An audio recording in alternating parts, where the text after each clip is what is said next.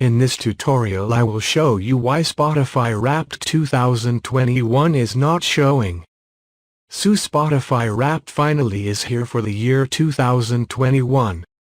You can see which songs you listened. Now you cannot find it anywhere inside the app.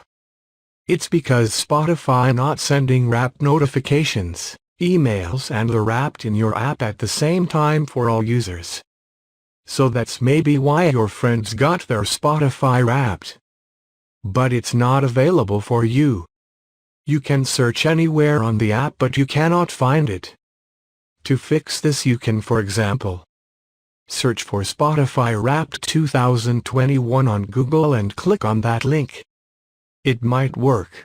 Or check your email for a notification from Spotify.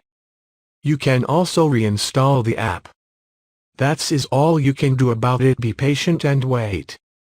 If there is a fix I will make a video about it.